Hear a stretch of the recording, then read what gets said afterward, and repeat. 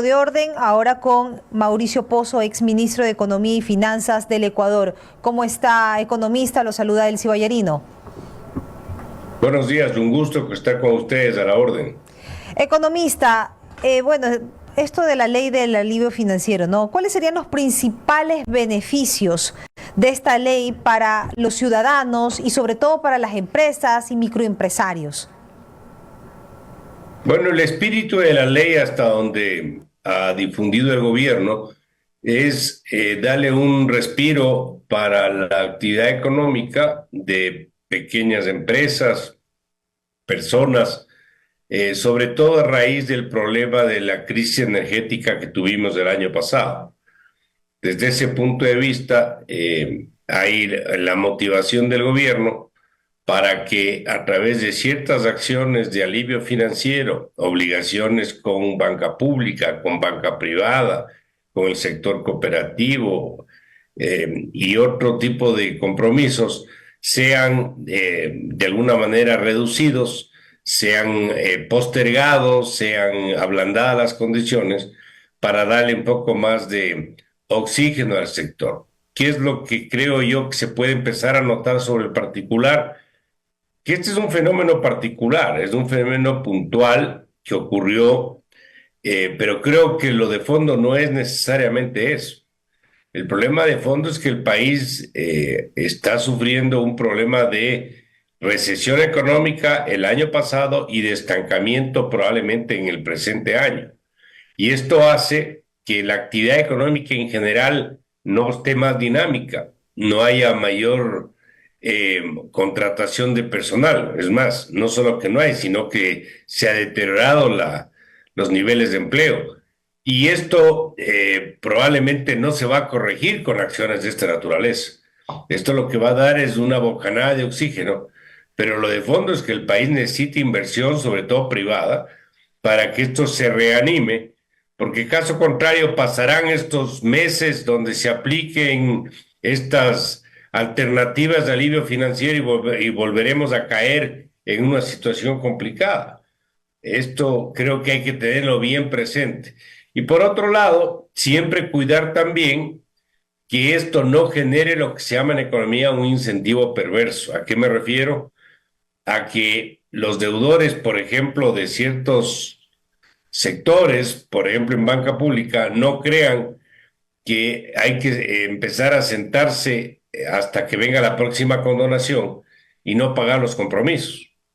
Hay que tener la responsabilidad para ello y en ese sentido las acciones del gobierno, de cualquiera que esté en funciones, tienen que ser para entender el momento que se vive, pero tampoco generar un ambiente de no cumplimiento y de no honrar las obligaciones, porque eso creo que lejos de contribuir complica la situación. Es más, recuerde usted en el Banco de Fomento que se llamaba ahora Ban Ecuador, hemos tenido, por ejemplo, 18 condonaciones y como el banco es de propiedad del Estado, cuando no hay un pago, eso va contra patrimonio y como el dueño es del Estado, le toca poner el presupuesto del Estado a los recursos y a quién y de quién toma esos recursos de todos nosotros, o del petróleo o de los impuestos o de más deuda.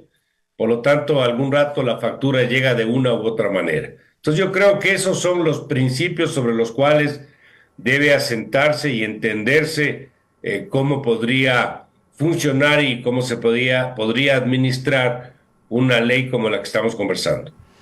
Don Mauricio, buenos días, muchas gracias por estar con nosotros. Esteban Novoa lo saluda. Bien, conversando sobre estos temas económicos, de alivio financiero, etcétera, ¿cómo usted, como exministro de Finanzas y en la época del gobierno de Lenín Moreno se hizo una ley para proteger la dolarización, etcétera, cómo usted diagnostica la economía ecuatoriana que tarde o temprano está siempre en este tipo de encrucijadas, en donde tenemos un déficit fiscal que no podemos financiar, donde gastamos más de lo que ingresa y en donde eventualmente hay que tomar medidas económicas, porque todos los presidentes terminan tomando medidas económicas como por ejemplo impuestos al patrimonio o contribuciones especiales. Ahora, hubo la pandemia, hubo el terremoto, etcétera, pero ahorita estamos, por ejemplo, con el IVA al 15% y aún así estamos también necesitados de dinero. ¿Qué es lo que tiene que pasar para que la economía esté estable y no necesitemos estas medidas emergentes, sino que simplemente la cosa vaya fluyendo, pues, ¿no? Nosotros necesitamos que se respeten ciertos principios de manejo económico. ¿Cuáles son esos principios? Uno de ellos tiene que ver con la perseverancia, la continuidad de las políticas.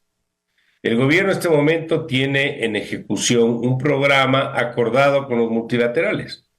Recuerde que este es un programa a 4 años, recién estamos menos de un año con aplicación del programa, y esto involucra 4.000 millones de financiamiento del Fondo Monetario y han entregado 1.500 más el resto de multilaterales, Banco Mundial, BID, CAF, el PLAR, etcétera. En el periodo de los 4 años, lo que se espera recibir son 14.200 millones en total. Es decir, no es una cifra marginal, es una cifra significativa e importante. En ese sentido, creo que la perseverancia, es decir, que se vayan cumpliendo las metas, que se pueda acceder al financiamiento, es importante. ¿Y eso a qué hace relación, por ejemplo? A que el déficit fiscal se vaya reduciendo, a que los atrasos se vayan reduciendo, a que haya recuperación de reservas internacionales al ritmo de las metas que están en el programa, etcétera.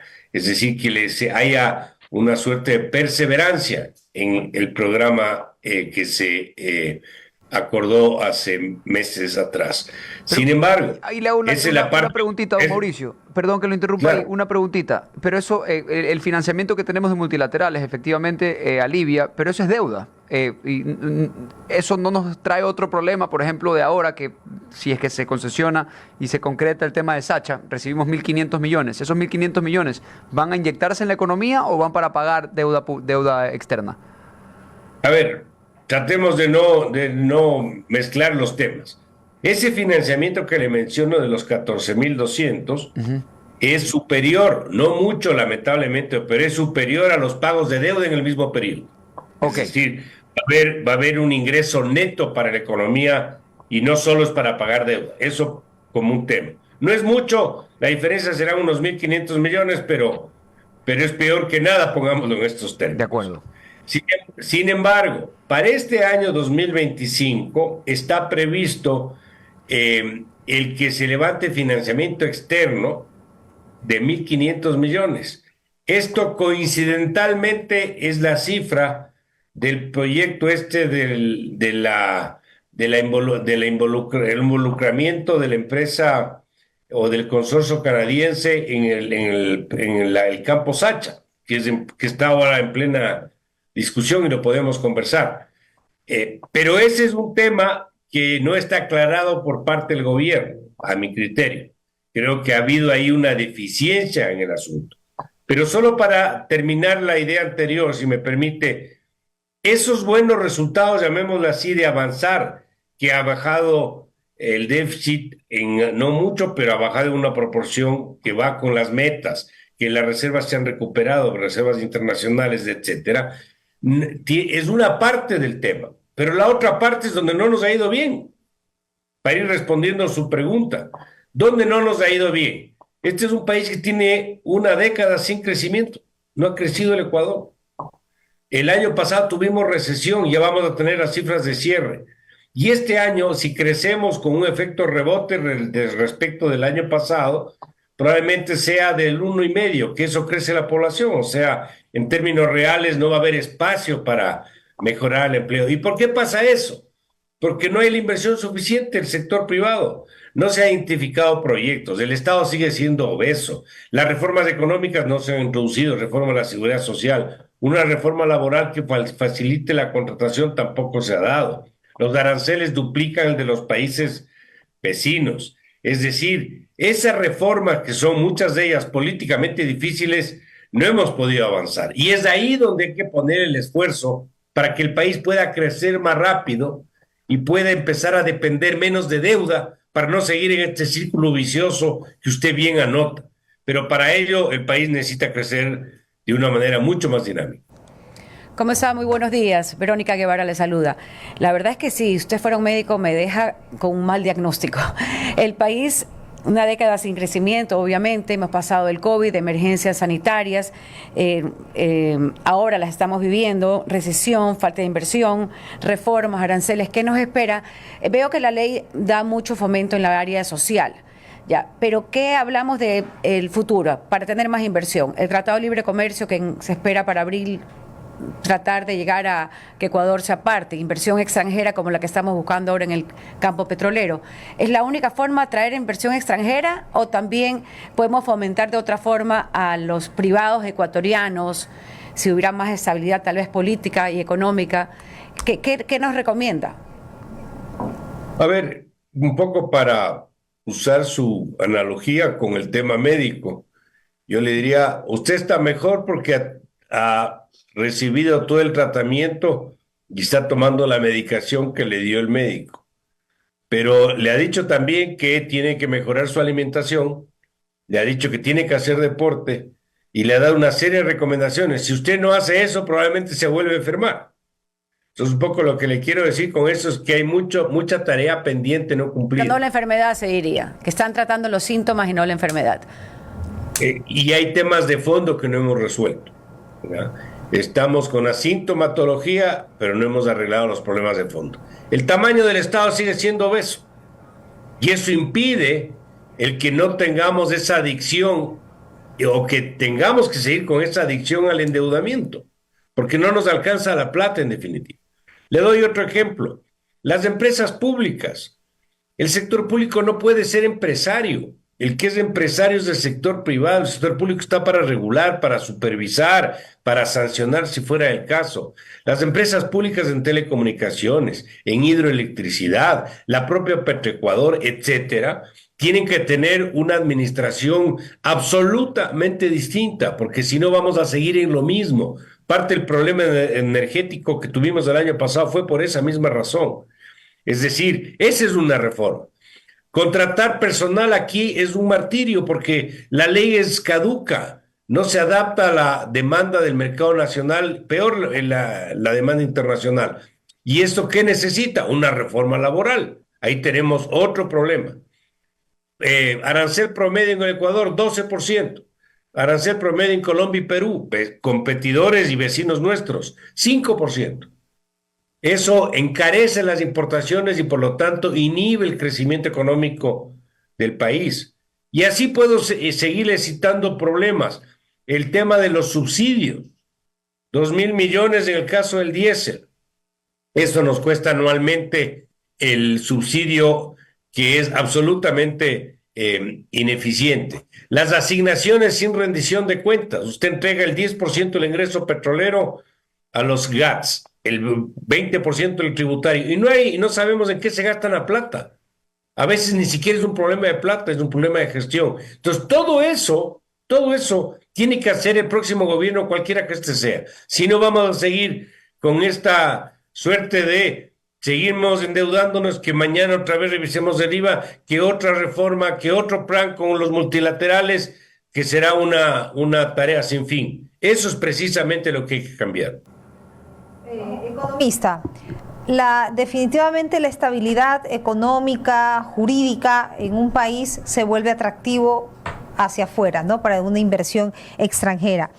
Pero quiero saber si usted tiene tal vez datos o información de leyes similares que hayan existido tal vez en otros países, que hayan beneficiado y que se haya visto la inversión extranjera para potencializar la economía y lo dinámico, ¿no?, que conlleva esto en otro país, como para tener un referente de lo que cómo podríamos nosotros proyectarnos en tal caso. A ver, ¿por qué no hay inversión extranjera en las cifras que el país necesita? ¿Por qué es tan baja la inversión? Por una multiplicidad de razones, no hay una sola. Le voy a dar uno.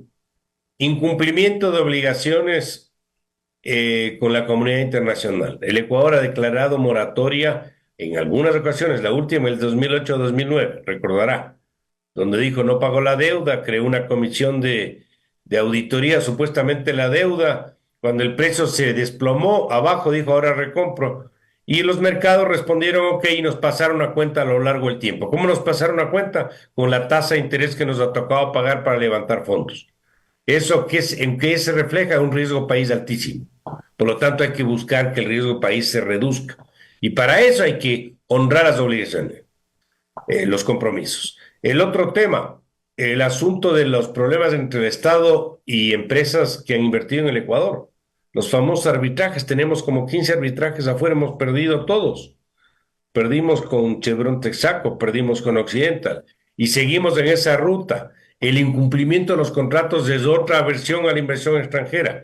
Lo que le estaba diciendo, la imposibilidad de tener un marco legal en el ámbito laboral más flexible, que nos permita, por ejemplo, contratar por horas, que no sean tan altos los costos, por ejemplo, de despido, el tema de la jubilación patronal que no hay en casi ninguna parte del mundo. Esa reforma en el marco laboral es otra restricción a la inversión extranjera. Lo que ya les cité, el asunto de los aranceles elevados, es otro problema para la inversión. Ahora se une, lamentablemente, el tema de la inseguridad. Es difícil atraer inversión con inseguridad y Ecuador está de los países más inseguros, lamentablemente, de América Latina. Entonces, esos son los asuntos, entre otros más, que hay que arreglar para que la inversión venga y nos permita crecer de una manera mucho más dinámica. No es que no tengamos potencialidad, sí tenemos. Hay sectores que pueden ser muy atractivos. El Ecuador geográficamente está muy bien ubicado. Puede ser un hub de la región, como es Panamá para recursos, por ejemplo, de financiamiento, estando más aún dolarizados. El Ecuador tiene potencial agrícola que no ha sido explotado, la agroindustria creo que puede recibir recursos. No tenemos presencia de banca internacional en el país. Proyectos grandes en hidroelectricidad para que no se repitan los problemas del pasado, o en termoelectricidad también tenemos el espacio para ello. En minería, que también es un tema políticamente difícil, también hay posibilidad de levantamiento de fondos. Es decir, no es que no tenemos recursos ni sectores donde pueda haber interés, sino que no hemos creado el ambiente y las condiciones adecuadas para que eso se produzca. Mauricio, en la ley como tal, por lo que estoy leyendo algunos aspectos, son más de tipo social, de beneficio social ante la coyuntura. Buscan generar alivios financieros para las personas naturales y jurídicas ante la situación apremiante ocasionada por los inconvenientes generados por los racionamientos. Pero dentro de todos los aspectos, ¿qué sugerencia usted haría a esta ley? ¿Qué incrementaría a los puntos planteados? Protección a las plazas de trabajo, habla también de suspensión temporal de procedimiento de ejecución de coactiva durante el mes de noviembre a febrero, responsabilidad patronal, incentivos tributarios para universidades. ¿Qué añadiría usted a esta ley o qué recomendaría adicional? Que se haga una política económica que permita que la ley no sea un asunto absolutamente temporal y provisional. Es decir, esto supuestamente se lo hace por el problema energético que tuvimos el año pasado. Pero no es necesariamente esta la razón fundamental. Este es un país, como menciono, que no crece. Si no hay crecimiento, las empresas no pueden vender. Y si no pueden vender, no pueden pagar sus obligaciones. Si la gente no tiene empleo, no puede cumplir con sus compromisos. Pasarán los tiempos que involucra la ley de alivio financiero, dándole algo de oxígeno, pero si usted no arregla esos problemas de fondo, habrá pasado la ley, le habrá dado algo de oxígeno a algunas personas, a algunos sectores, pero volveremos a caer en lo mismo. Entonces, que la ley permita que esta oxigenación se acompañe de otro tipo de decisiones para que esto sí tenga un final feliz, pongámoslo en esos términos, y que no sea simplemente alivio para hoy y problema para mañana. Si no, vamos a tener que siempre estar tomando decisiones de esta naturaleza. Y lo otro que me parece importante siempre mencionar, el incentivo perverso que puede provocar una ley. El incentivo perverso me refiero a que que no se genere una señal de incumplimiento de compromisos. ¿Puede el Estado darle un alivio a ciertos sectores, a personas? Sí, pero que no se abandone el principio de cumplimiento de los compromisos, porque podemos caer en lo que le pasaba al banco, ex Banco Fomento, hoy Banecuador. 18 condenaciones en los últimos años, se descapitaliza el banco, como el banco es del Estado, le toca poner al presupuesto del Estado. ¿De dónde saca la plata? De todos. Nos cobran bien impuestos, con más deuda o usan petróleo. Es decir, no existe almuerzo gratis, que se llama en economía, no hay el free lunch. Alguien paga los errores. Y me parece que el alivio está bien por un tiempo, pero hay que corregir los problemas de fondo, como menciono, y tampoco generar una suerte de señal de que aquí va a venir el Estado a ayudar y la gente se olvida del cumplimiento de sus propios compromisos. Perfecto, muchísimas gracias, economista, por habernos acompañado el día de hoy. Gracias. A ustedes, muy amables.